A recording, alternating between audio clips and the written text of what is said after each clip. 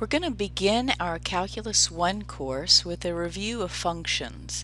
I'm going to follow along in your textbook and explain the various examples, and I'm going to work through them.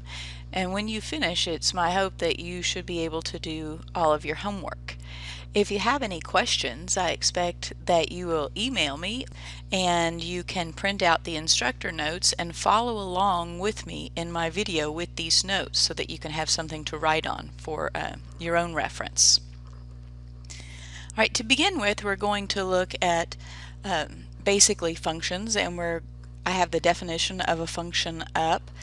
My kind of sloppy definition of a function would be that I have a set of x and y values. So let's say I have a set of x values. I'll just say x is 1, 2, or 3, and I have a set of y values.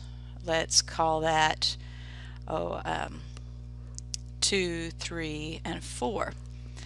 And there's a correspondence between these x's and y's, so that there are what we call an ordered pair. So let's just say that there is a 1 and a 2 in this one set that I'm going to call a function.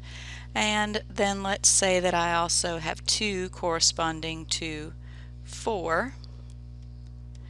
And let's say that I have 3 also corresponding to 4. And this is okay for my definition of a function because each x corresponds to exactly one y. So this is a function. This would not be a function if, let's just say, I have everything that I have here, but also I have that this 2 corresponds to a 3. So this set would look like the same thing: 1, 2, 2, 4, but also 2, 3, and then 3, 4. This would not correspond to a function. I'll even mark it out like this just so that we can be definite. It doesn't correspond to a function because the x, namely the 2, corresponds to 2 different y's. Now it's okay for this y to have, see this y, this 4. It doesn't really matter to me, what the y's do. It's just that each x corresponds to exactly one y. A very visual way to look at this would be to use what we call the vertical line test. And with the vertical line test, I can draw a vertical line at any place in this realm, and it only touches the line or this function in one place. So this one would be a function. This one would not be a function because it touches in 2 spots. This one is a function because it touches in 1 spot, and this one would not be a function because this one crosses in 3 places. Now we're looking at example 2, and the very first problem we can see is a function because it passes a vertical line test. For each x there's exactly one y. But now our task is to list the domain, and the domain is listed in what we call set notation, and it's a very specific notation, although it can be written in several different ways. So I'm going to say that I'm just going to make a note. The domain looks like the set of all x's, so I can say that x is element of the reals, meaning any real number on this line, because if I look, there's an x that corresponds, because this thing continues on and on, there's an x that corresponds way out there. So x can be anything. There's no restrictions on x for this. The range, I'm to look at the picture and decide what my y's can be. I see that the lowest value of y is 1, and it's just going to continue on from there. So I would say that y is somewhere in between a 1 and infinity. Now I use the squarey guy bracket, to signify that it includes that 1. I could have also, another way to write the domain could have been, I could have said that it was x is anything from negative infinity to infinity. Either one of those notations would have worked for this one. Now we're going to look at the B graph and notice that it's half a circle. The domain is any x in between negative 2 and 2 inclusively. So I do square guy bracket, and there's the domain. The range varies from, now look up and down, notice the blue, look up and down, the range varies from 0 all the way up to 2. So I'll say y can be anything, or y is an element of 0, and it includes the 0 all the way up to 2 inclusively. For my last function, and it is indeed a function because it passes the vertical line test, my domain, I'll write that up here because I have a little room up here. My domain is, let's see, I look at my x's, looks like they're going to continue on this way and to infinity, and continue that way, but I can't have a 1.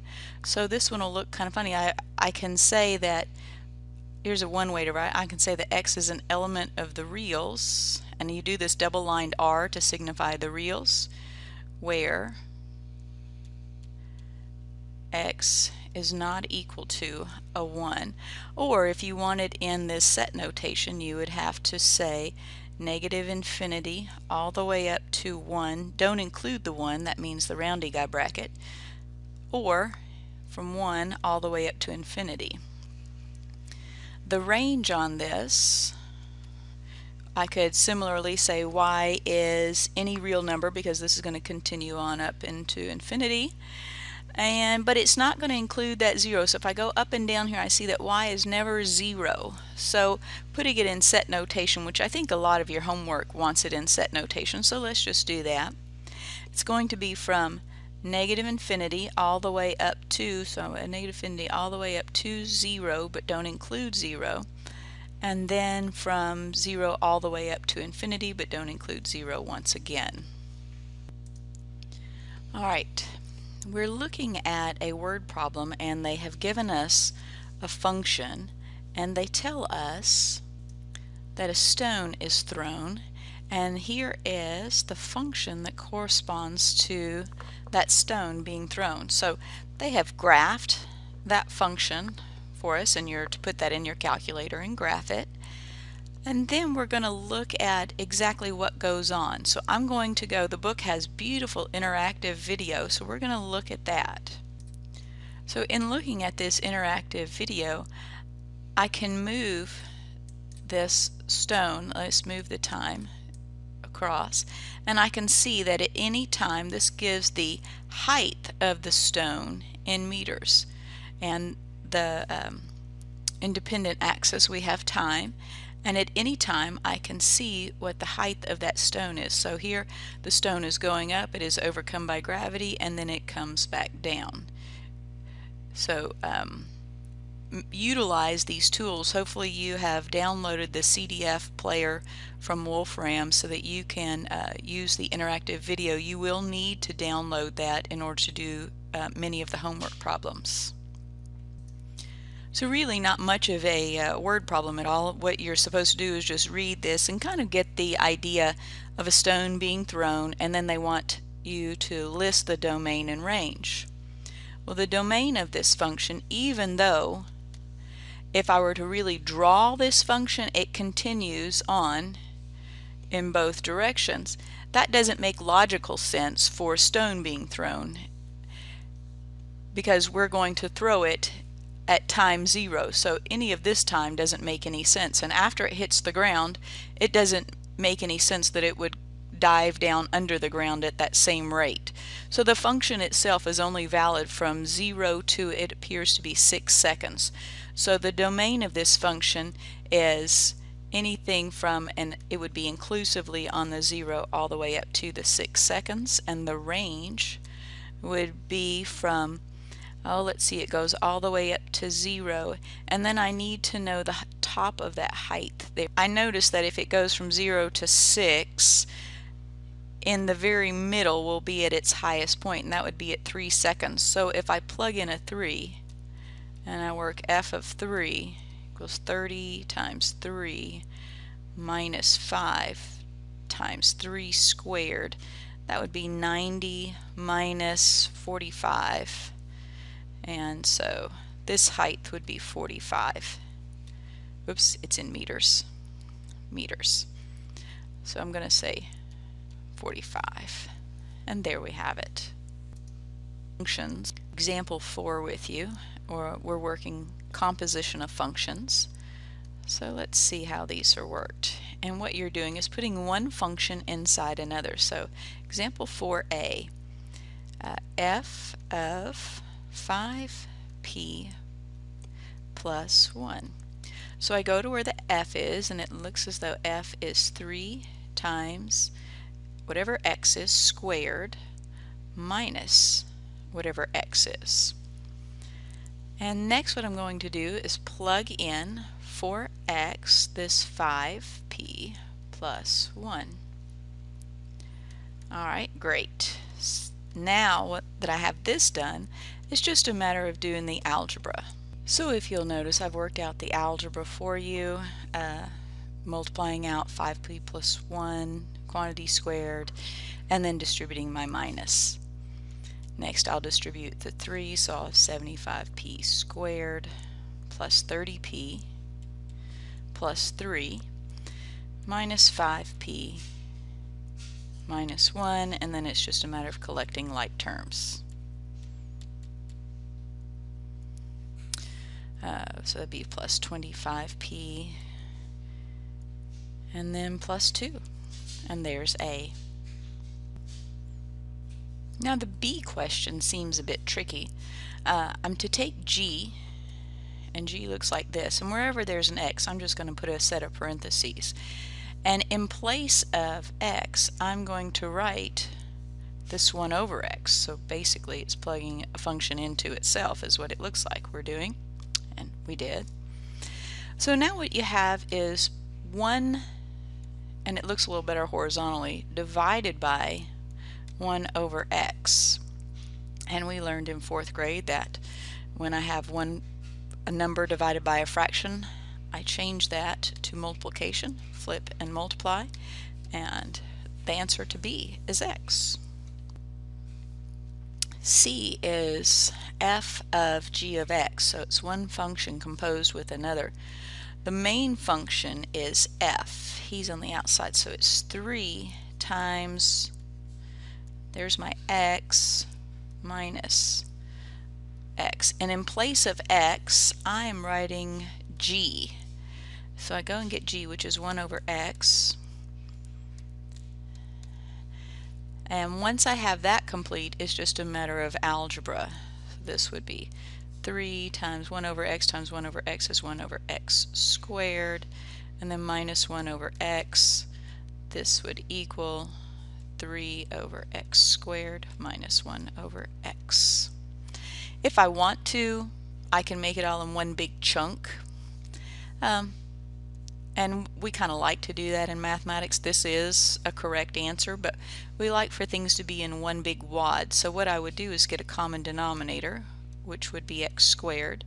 So I'd multiply top and bottom by x, and then I would just do the algebra of that so that I could get everything in one big chunk. And what I'd end up with is 3 over x squared minus, multiply here, x over x squared, keep the same denominator, and add the tops, 3 minus x, and there would be my answer in one big chunk. Oops, x squared.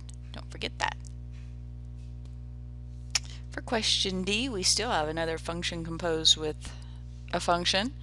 This one's different. The main function is g, so that's 1 over whatever x is, whatever x is. And in place of x, I'm going to write f, because it's g of, and here's what I'm replacing x with. So my x in this case is f, which is 3x squared minus x.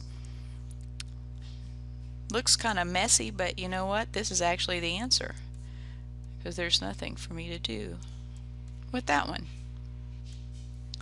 Now there are any number of answers that I could get for example 5. one of which would be, I'm supposed to choose an f and a g, so that if I did like I need an f of x and I need a g of x, such that if I did, let's just say I did f of g of x, that would be equal to some h of x. So I'm looking for the outside function, and for me, I see that as an outside function if I were to do f of g of x. And the inside function would be 9x minus x squared.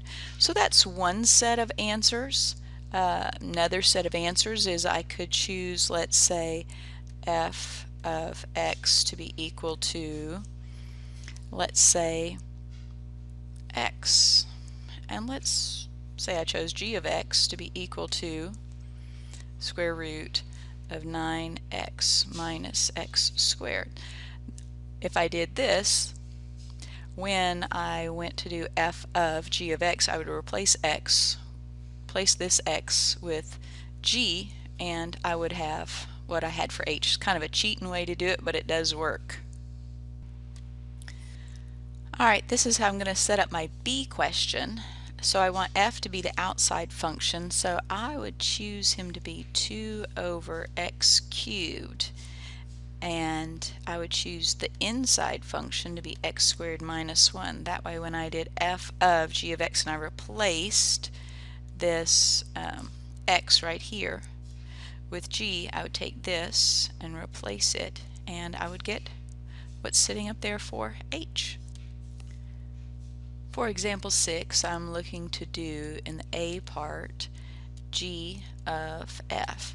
Another way to write that is g of f of x. Allows me kind of to see the inside and the outside function. So g is the outside function. So I would have x squared minus x minus 6. And I would replace my x's with f. And f is the cubed root of x. Cubed root of x. Another way to write those radicals is x to the 1/3 power. Maybe a little easier to work with at this point, so I'll just go ahead and put it in that format. And what do I do to exponents when I have power raised to power? I multiply, so the answer to A is x to the 2/3 power minus x to the 1/3 minus 6. All done with that one. So let's try the b part now, and the b is g of g. So in this one, it's g of x, so g is both the outside and the inside function. G looks like something, or x squared, minus x minus 6. In place of x, I'm going to write whatever g is, and that is x squared minus x minus 6. X squared minus x minus 6. And this one is messy and long algebraically, so I'll go ahead and work that. And this is just after I have worked out x squared minus x minus 6 times x squared minus x minus 6, which was pretty messy. Alright, let's go down to example 7. I love these graphing ones. Let's see, on question A, they want me to do f of g of 5. So first thing I'm going to do is go get g of 5. So here I go. I'm going to go get g of 5. So I go to this graph,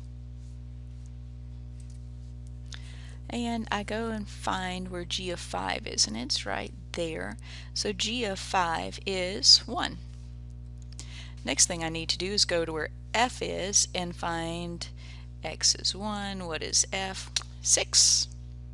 All done. B. These are so much fun. F of g of 3.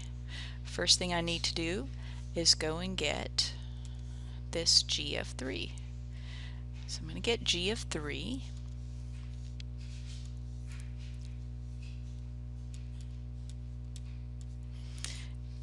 G of 3 is 4. It's right there. And now I need to find f of 4. So I go to where x is 4, go up, and it is 8. Let's go to the C part. G of f of 3. So I need to find f of 3 first. G of f of 3. So where x is 3, what is f? Looks like he's 5. Then I go find g of 5. Oh, I've already done g of 5. It's 1. For the D part, ooh, f of 4. What is this? Okay, so I go to where x is 4, go up. I've already done that. It's 8. So I'm finding f of 8 next because I found this inner circle. And then f of 8 is, go to where x is 8, and it is 6. Done with that one. Now that concludes the first part of section 1.